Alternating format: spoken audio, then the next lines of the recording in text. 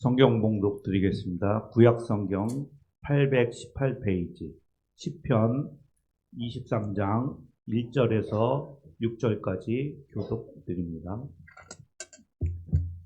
여호와는 나의 목자시니 내게 부족함이 없으리로다.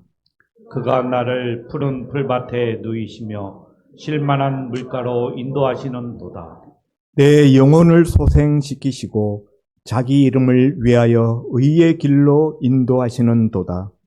내가 사망의 음침한 골짜기로 다닐지라도 해를 두려워하지 않을 것은 주께서 나와 함께 하심이라.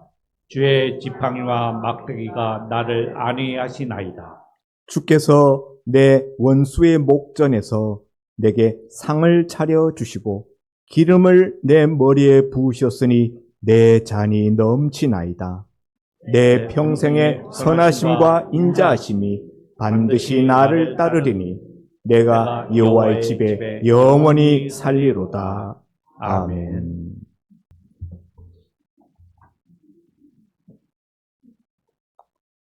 오늘 말씀 선포는 담임 목사님께서 여호와가 나의 목자일 때라는 주제로 말씀드리겠습니다. 은혜 많이 받으시기 바랍니다. 우리 좌우 옆에 계신 분들하고 먼저 인사 나누겠습니다. 참 좋은 날입니다. 잘 오셨습니다.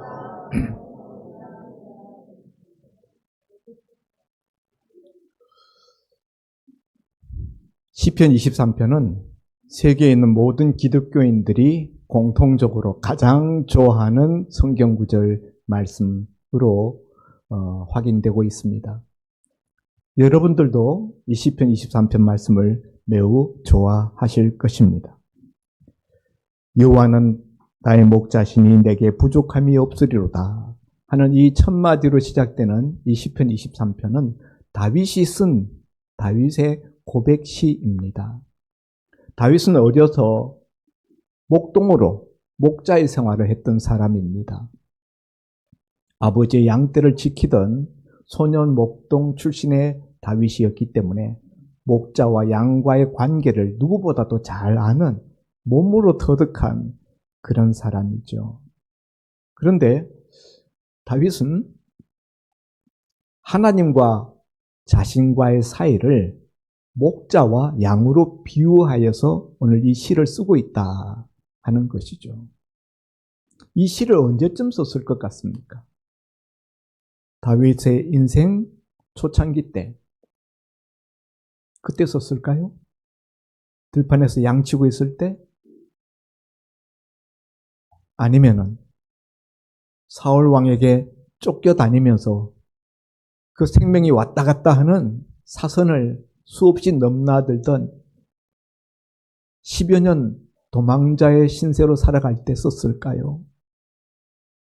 아니면은 통일 이스라엘의 왕이 되어서 예루살렘을 도읍으로 정하고 하나님의 언약궤를 옮겨오고 막 국군을 떨치기 시작할 때 그때 썼을까요? 아니면 다윗의 인생 말년에 인생의 온갖 풍상을 다 겪고 그 아들 압살롬의 반란까지 당하고 그리고 난 다음에 그 모든 것들을 회복하고 난 다음에 그때 썼을까요? 언제 쓴 걸로 생각하십니까? 대부분의 학자들은 다윗의 인생 말년에 수많은 고난을 겪었던 다윗이잖아요. 수많은 전투를 치렀고요. 자기 아들 압살롬에 의하여서 자기 목숨이 앗아질 그런 위기도 겪었습니다. 그런 뒤끝에 그 모든 것을 평정하고 평탄하게 되었을 때 지난날의 인생을 뒤돌아보면서 쓴 다윗의 고백시, 그것이 바로 시편 23편이라고 생각합니다. 왜 그렇게 생각하는가 하면요, 5절에 보면 주께서 내 원수의 목전에서 내게 상을 차려주시고 기름을 내 머리에 부으셨으니 내 잔이 넘치나이다. 원수의 목전에서 밥상을, 잔치상을 차려주었다는 거예요. 다윗의 인생에서 원수가 앞에 있는 그 자리에서 원수의 목전에서 상을 진수성찬 잔치상을 차려받은 경험은 아들 압살롬의 난을 피하여서 요단 동편 마하나임으로 도망갔을 때 하나님이 예비하신 이방 사람 귀인 세 사람을 통하여 다윗이 진수성찬을 받습니다. 다윗뿐만 아니라 함께 도피했던 다윗의 부하 신하들 병사들까지, 그리고 그 음식으로 배불리하고 그 다음날 반란군인 아들 압살롬의 군대와 더불어 접전하여서 승리를 거두지 않습니까? 다윗의 인생에 원수의 목전에서 밥상을 차려서 식사했던 경험은 이때밖에 없어요. 그랬기 때문에 오늘 이 시편은 다윗의 인생 말년에 압살롬의 난까지 다 평정하고 난 다음에 지난날의 인생을 뒤돌아보면서 회고하면서 쓴 시다라고 일반적으로 생각합니다. 그런데 여러분, 우리들이 이 시를 매우 좋아하는데 좋아하는 이유가 어디 있습니까? 내게 부족함이 없다라는 이 구절 때문이에요. 이 시를 좋아하는 가장 대표적인 이유는 1절에 있는 말씀, 내게 부족함이 없으리로다. 이 말씀이 너무 좋은 거예요. 그런데 여러분, 정말 다윗이 부족함이 없었습니까? 다윗은 너무나 많은 부족함의 고통에 시달렸던 사람이에요. 사울 왕에게 불신임 받고 사울 왕의 사위가 되었음에도 불구하고 그 장인 사울 왕이 사울을 잡아 죽이려고 창을 2번이나 던졌어요. 그래서 그때부터 쫓겨다니는 세월을 10여 년 동안 사울 왕의 그 창 끝을 피하여서 도망 다녔습니다. 어떤 때는 너무너무 배가 고파가지고 죽을 지경이 되어서 제사장에게 찾아가서 하나님의 성전에서 물려나온 그 진설병, 그 떡을 먹을 정도로 너무너무 배고팠던 적도 있습니다. 어떤 때는 하나님이 도와주시지 아니하였더라면 고스란히 사울 왕의 손에 잡힐 뻔한 때도 있었습니다. 너무너무 힘들어서 한때는 블레셋 가드왕 아기스에게 가서 그 밑에서 숨어 살려고 했는데 블레셋 왕의 신하들이 다윗을 알아보고 이가 그냥 누구냐고, 이스라엘이 사모하는 바로 그자가 아니냐고. 그래서 다윗이 그 죽음의 자리를 모면하려고 미추광이 노릇을 했습니다. 침을 뱉다가 입에 질질 흘리면서 침을 벽에다 끄적끄적거리면서 얼마나 비참하고 얼마나 불쌍하고 얼마나 비인간적인 그런 모습이 있지 않습니까? 또 그러다가 나중에 왕이 되었습니다마는 왕이 된 이후에도 순탄치가 않았어요. 자기가 믿었던 자기 충직한 신하 아히도벨이 자기를 반역하는 반란군 편에 가담했고요. 자기 충성스러운 신하 우리아의 아내를 보고 격동되어져서 그 여인을 자기 왕궁으로 끌어들여서 신하의 아내와 관계를 맺고 그것을 덮기 위해서 충성된 신하 우리아를 전쟁터 맨 선봉에 내어보내서 그를 죽이고, 이 얼마나 부족함이 없는 모습이 아니라 얼마나 부족함이 많은 모습입니까?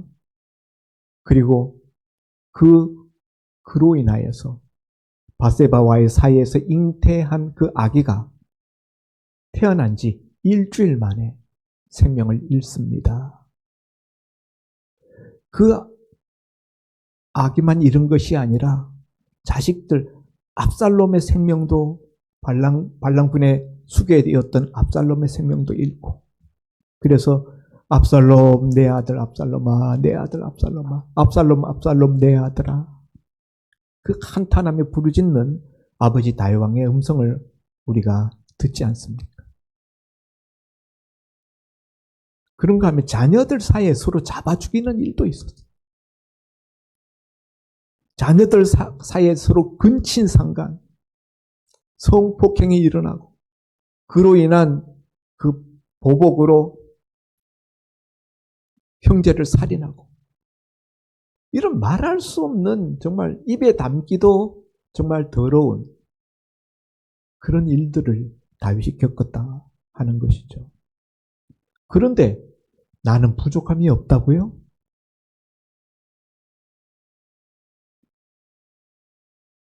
뭐가 부족함이 없어요? 부족한 것 투성이었습니다. 그런데 다윗은 왜 자기 삶에 부족함이 없다고 말하는 것일까요? 다윗이 지금 사기치는 것입니까? 지금 자기 최면에 빠진 것입니까?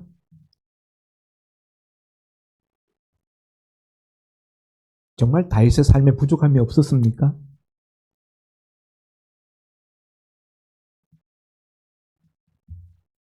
다윗은 왜 이런 시를 썼을까요? 예. 지난 세월을 돌아보니 삶에 많은 굴곡이 있었고 어려움도 있었고 환난도 있었고 슬픔도 있었고 우여곡절이 있었지만은 이제 뒤돌아서서 보니 지난 세월이 있어서 그 모든 문제들이 다 해결되었다는 거예요.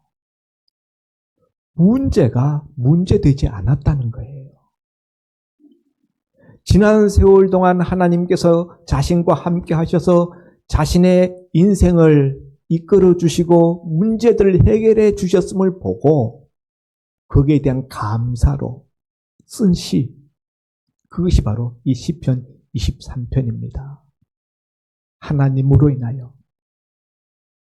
지난날의 내 모든 문제는 문제가 되지 않았습니다.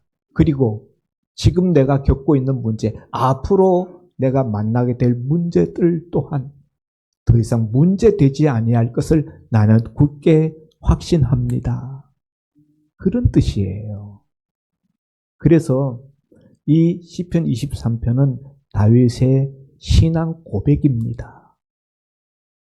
다윗의 확신, 하나님께 대한 확신, 그것을 피력한 신앙 고백적인 시다. 실제로 다윗의 삶에 우리가 생각하는 것처럼 아무 환난도 없고 정말 무사태평한 승승장구하고 만사형통한 그런 삶을 살았기 때문에 다윗이 나는 아무것도 부족한 것이 없습니다 라고 말하는 것이 아니라는 것을 우리가 초점 이해하고 이 본문을 우리가 읽어야 합니다.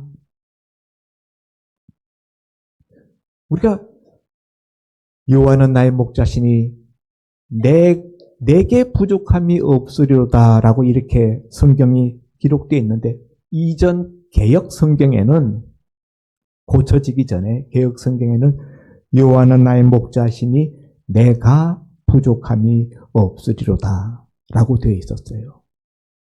그런데 이걸 내 개로 바꿨는데 이거는 오히려 잘못 개정한 것입니다. 내게 부족함이 없다라는 것은요, 나는 피동적인 위치에 있는 거예요. 나한테 부족함이 없게끔 다 뭔가 다 만들어져서 그렇게 나는 그것을 부족함이 없는 것을 받는 그런 입장이에요. 그런데 다윗이 이 원어에 보면요, 히브리어 원어에 다윗이 쓴 이 시에는요, 내가라고 주격으로 되어 있어요. 여호와는 나의 목자시니 내가 부족함이 없으리로다. 피동형으로 내게 부족함이 없게 해 주어서 내가 부족함이 없다는 뜻이 아니라 내가 주체적으로 나는 부족함이 없다라고 고백하는 거예요. 그런 점에 있어서 이 번역은 오히려 이전 개역 성경 번역이 더 잘된 번역이다. 내게 환경적으로 부족함이 없게끔 만들어 주어서 내가 부족함이 없다라고 말하는 게 아니라 환경적으로 형편적으로 부족한 것이 많이 있지만은 내가 내가 부족함이 없다라고 나는 믿는다는 거죠. 그렇게 나는 고백하고 그렇게 받아들인다는 거예요. 주체적인 주어를 썼다. 내게가 아니라 내가. 자, 사랑하는 성도 여러분, 그래서 여호와가 나의 목자시니 내가 부족함이 없다라고 다윗이 고백했는데요.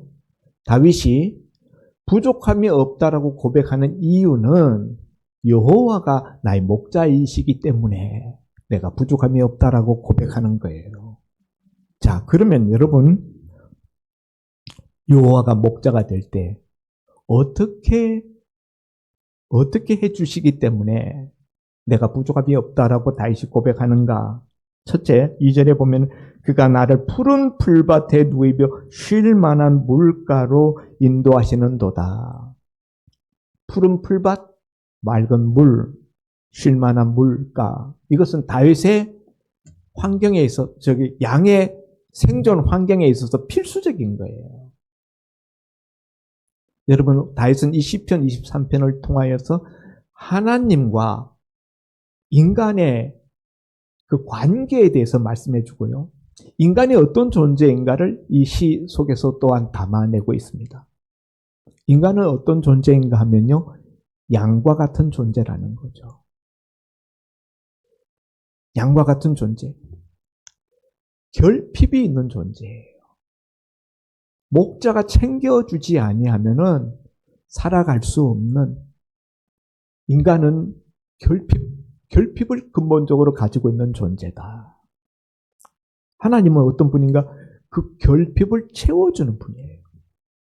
파스칼은 팡세라는 책에서 하나님이 인간을 창조하실 때 모든 인간의 마음속에 하나님만이 채울 수 있는 공터를 만들어 놓으셨다.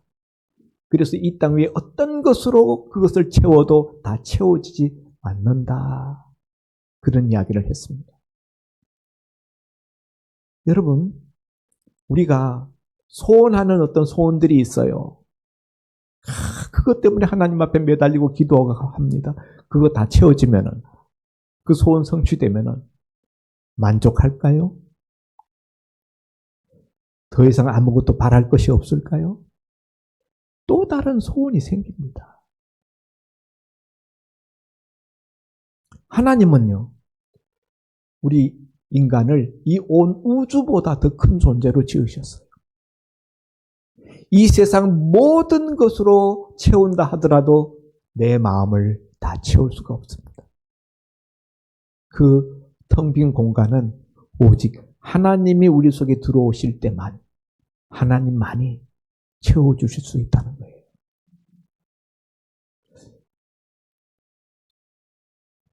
그 다음 절에 보면은 3절에 내 영혼을 소생시키시고, 하나님의 푸른 풀밭 맑은 시냇 물가로 인도하신다는 것은 우리에게 영적인 양식을 공급하신다는 뜻도 있습니다.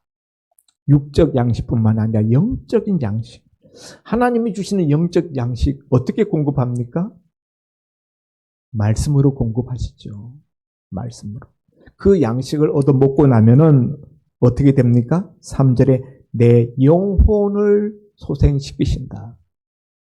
이 말은 우리 모든 인간은 영혼이 죽어 있거나 죽어 가거나 영혼이 탈진되어 있는 상태다 하는 거예요. 하나님이 목자가 되셔서 영적인 양식을 공급해 주시고 말씀으로 우리를 새롭게 하시면 우리가 영혼이 소생함을 얻는다는, 영혼이 새 힘을 얻어요. 에너지를 얻습니다. 살아갈 힘을, 원동력을 얻게 된다는 것이죠. 영혼이 죽어가던 영혼이 살아납니다. 그렇게 힘을 얻으면 힘을 주는 거예요. 에너지를.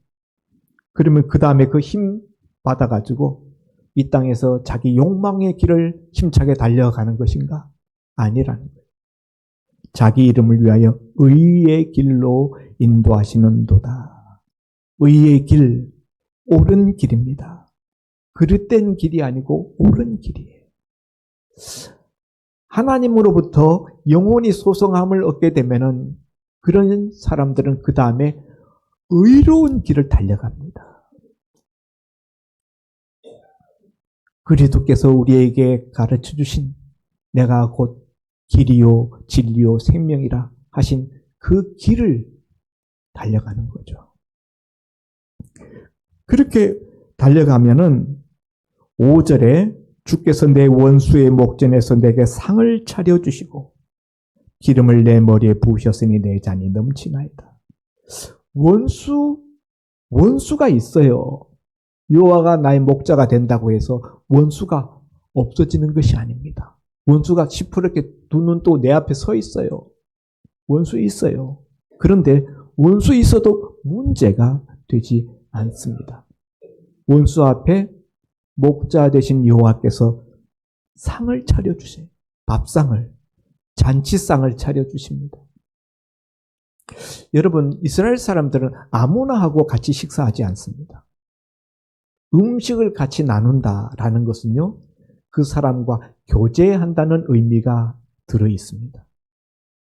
이스라엘 사람들이 교제할 때에는 죄인들과 교제하지 않습니다. 불의한 자들과 교제하지 않습니다. 대표적인 것이 세리와 창기들이에요. 그런데 예수님이 그 세리와 창기들과 함께 식사를 하시니까 바리새인들을 비롯한 유대인들이 공격하는 거예요. 여기 오늘 목자 되신 여호와께서 오늘 이 양된 다윗 자신에게 밥상을 차려주셨다라는 것은 하나님께서 자기의 교제 대상으로 삼아주셨다는 그런 의미가 들어있어요. 그리고 너는 의로운 자야, 너는 옳은 자야 라고 선언해 주시는 것과 마찬가지다. 아까 영원히 소성함을 얻고 의로운 길로 간다고 그랬잖아요. 그리고 마침내 하나님 앞에서 목자장 되신 하나님 앞에서 너는 의로운 자다라는 선언을 듣는 것이 베풀어 주신 상을 받는 자의 위치다 하는 거예요. 그냥 단순하게 인도만 하는 것이 아니라 교제를 하십니다.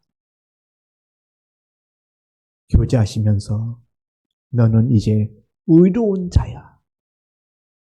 우리 모든 인간은 다 불의한 자입니다. 사탄은 늘 우리한테 너 죄가 많아. 너 이런 죄 지었잖아. 넌 죄인이야.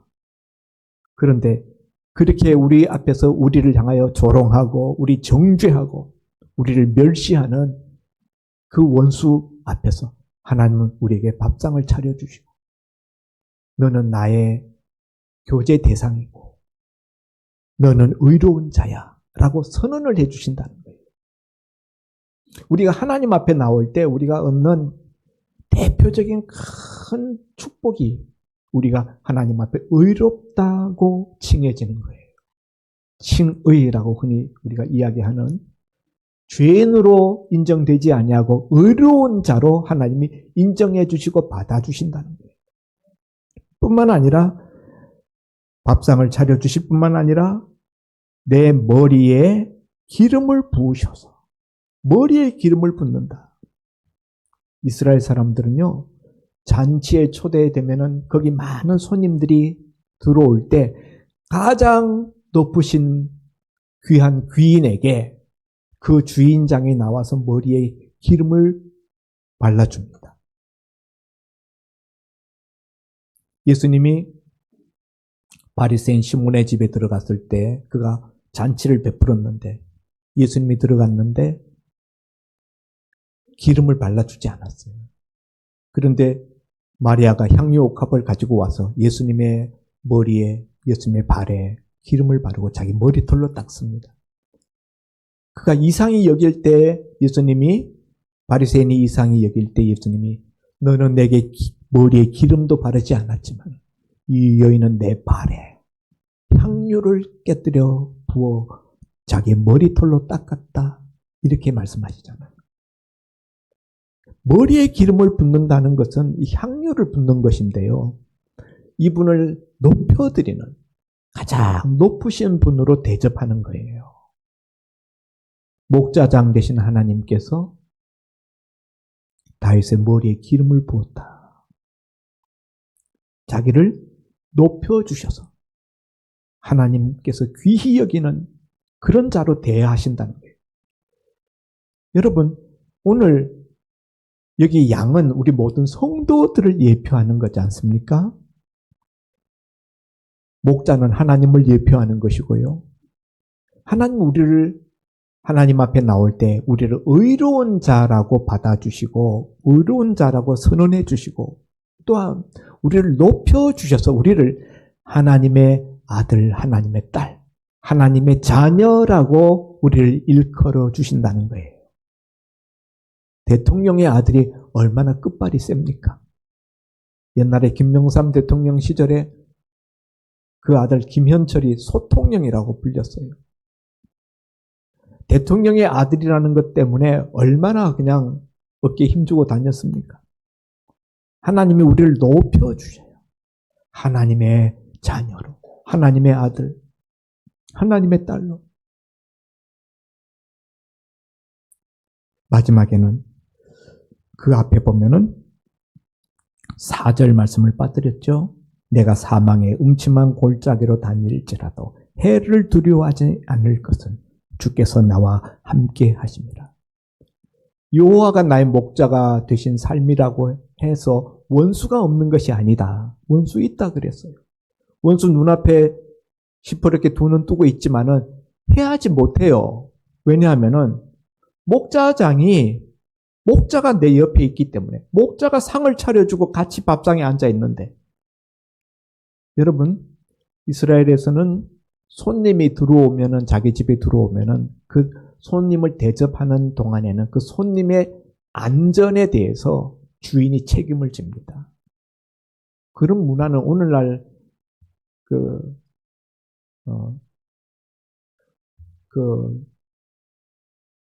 근동 지역에 유목 생활하는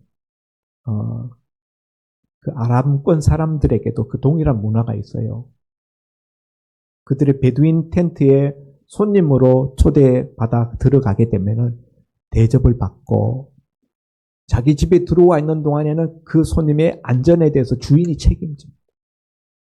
그러니까 지금 목자 대신 여호와와 함께 식탁에 앉아 있는 동안에는요, 이 손님된 이 자의 신변의 안전에 대해서 주인이 책임지는 거예요. 원수가 눈 시퍼렇게 앞에 눈 뜨고 있어도 손을 댈 수가 없어요. 강력한 힘을 가지고 있는 목자가 옆에 있기 때문에. 그런데 그렇게 목자와 함께 한다고 해서 위험이 없는 것이냐?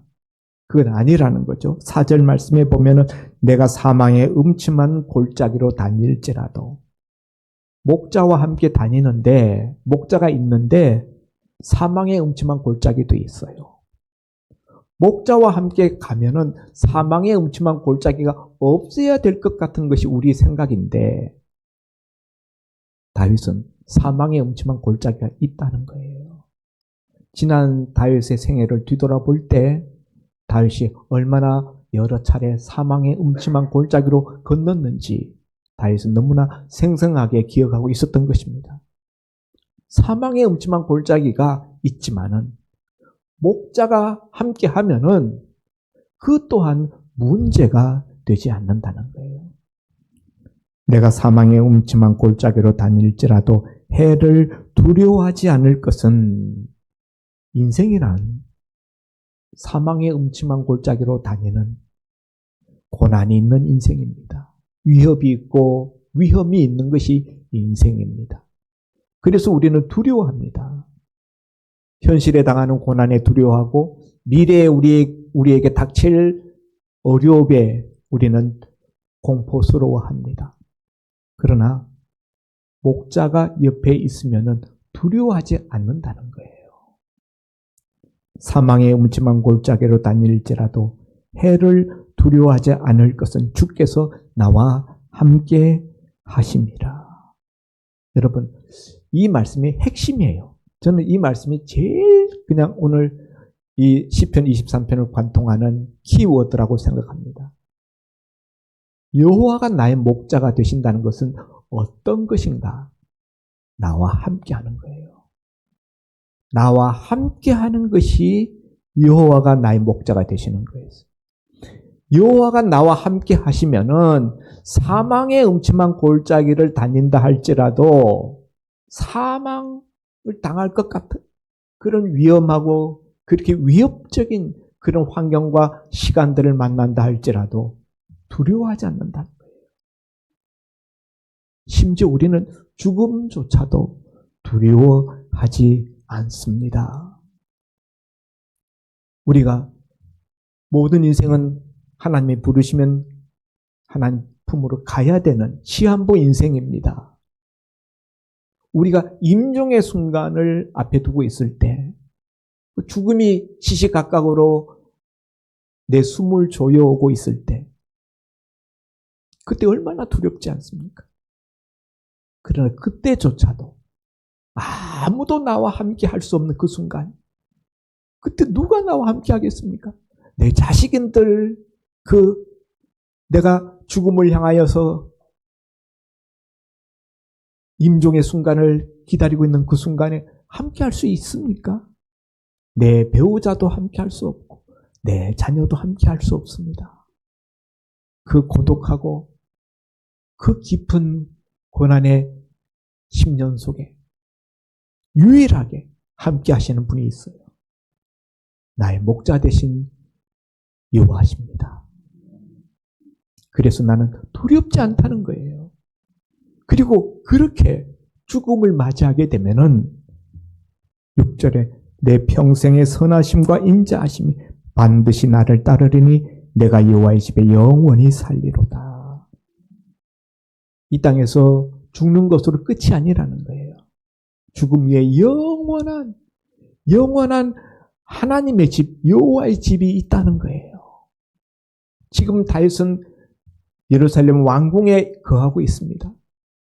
호사스러운 왕궁을 지었습니다만 그가 진실로 바라보고 그가 진실로 사모하는 것은 여호와의 집, 여호와의 왕궁, 하나님의 나라라는 것입니다. 여호와가 나의 목자가 되시면 이 땅에서 숨이 끊어질지라도 하나님이 자기를 하나님의 집으로 받아주시고 인도하셔서 영원토록 여호와와 함께 거할 것을 다윗은 지금 노래하고 있는 것입니다. 이것은 다윗의 신앙 고백이고 다윗의 확신입니다. 사랑하는 성도 여러분, 우리는 여호와를 나의 목자로 우리는 받아들이지 않았습니까? 우리는 예수님을 주요 그리스도로 받았습니다. 주인이라는 말이에요. 주인이라는 말을 다른 말로 바꾸면 목자예요. 그런데 우리는 왜 자꾸 부족함이 많아서 내 삶에 부족함이 많다고 한탄하고 그것 때문에 불평하고 내 팔자는 왜 이러냐고 왜 우리는 그런 생각을 할까요? 하나님이 다윗과 우리를 차별하시는 겁니까? 나의 목자는 다윗의 목자와 다른 여호와입니까? 똑같은 하나님이잖아요. 무엇이 문제입니까? 하나님의 문제가 아니라 내가 문제예요. 하나님은 우리의 목자가 되시려고 하는데 하나님이 우리의 진정한 목자가 되려면 어떻게 해야 됩니까? 나는 하나님의 양이 되어야 합니다.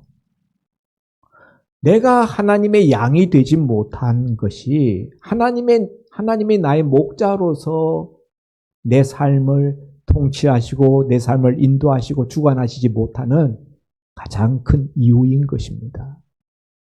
네? 나 하나님을 나의 목자로 인정해. 나는 하나님이 나의 목자라고 믿어. 생각으로는 그렇게 받아들여요. 그런데 삶에서 여호와가 나의 목자 되게 하시는가? 내가 목자예요. 내가 목자가 되어서 내가 내 삶을 다 인도하고 내가 내 삶을 다 지정하고 그거 다 컨트롤하고 자기가 다 처음부터 끝까지 스케줄 다 짜고요. 그리고는 하나님한테 왜 하나님 나한테 목자 노릇 안 해주시냐고 불평합니다. 하나님이 문제가 아니에요. 내가 문제예요. 내가 목자 된 자리를 하나님께 전적으로 내어놓아야 합니다. 하나님이 목자 되시게 해야 됩니다. 그럴 때만이 진정으로 여호와가 나의 목자시니 내가 부족함이 없으리로다. 이 고백을 할 수 있는 거예요. 어떤 분이 저한테 대해서 그런 이야기를 했다고 그래요. 전에 우리 교회 다니셨던 분인데 지금 우리 교회 나오지 않는 분입니다만. 목사님은 자기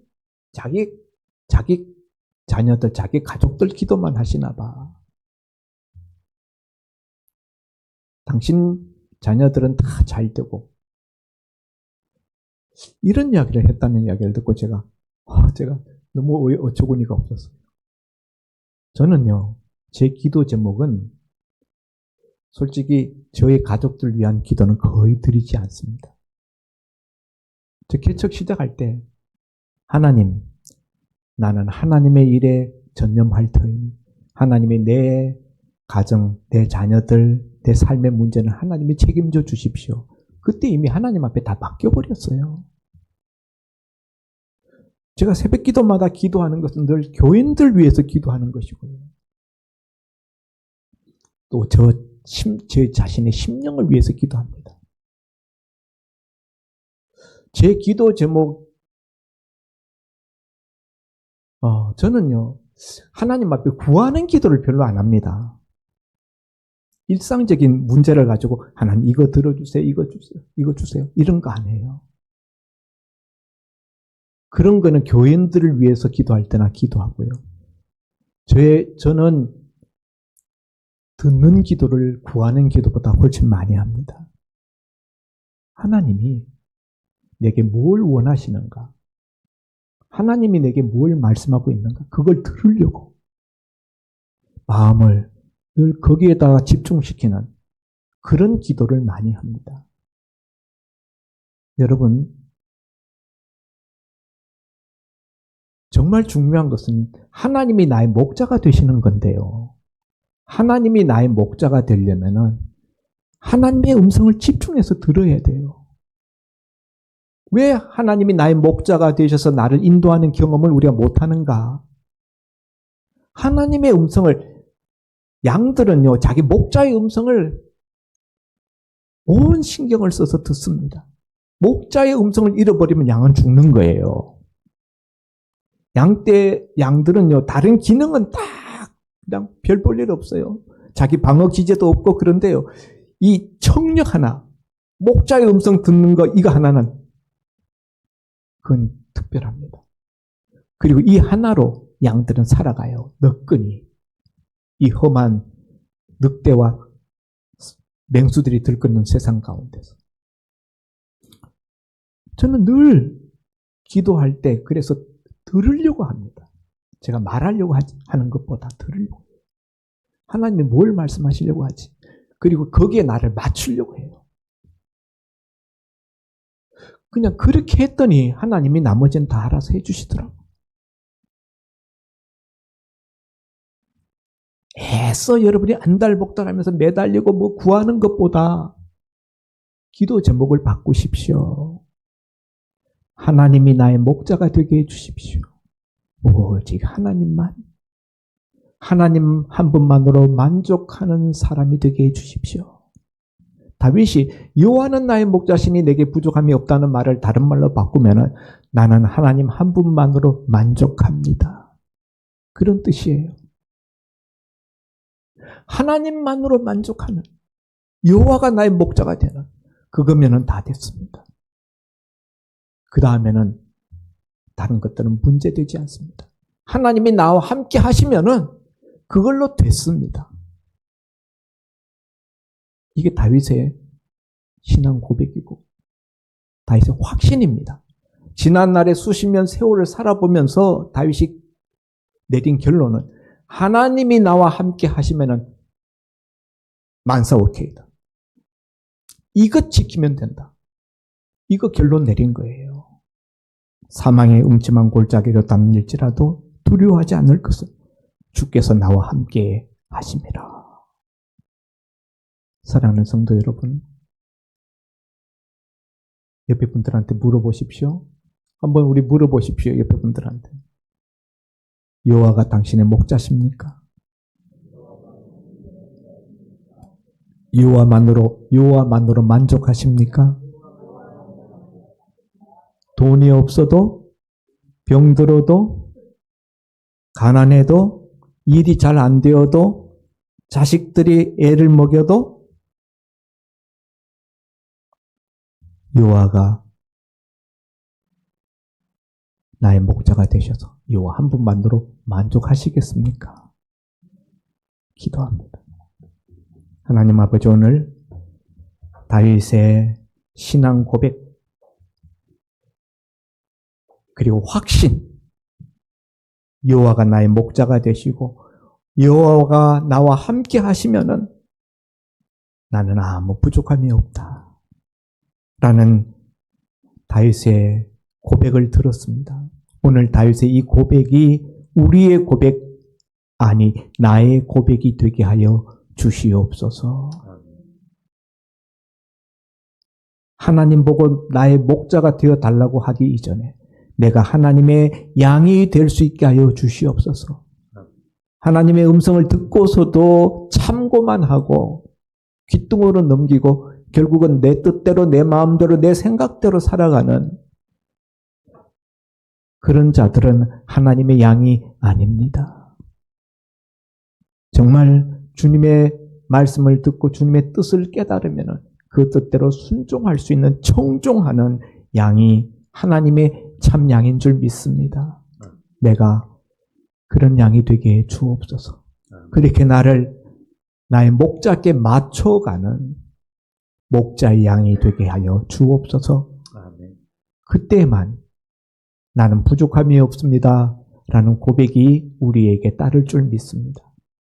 오늘 다윗의 이 신앙 고백이 우리 모두의 고백이 될 수 있게 하여 주옵소서. 예수님 이름으로 기도하옵나이다. 아멘. 말씀 감사드립니다. 찬송가 570장 드린 후에 봉헌 드립니다.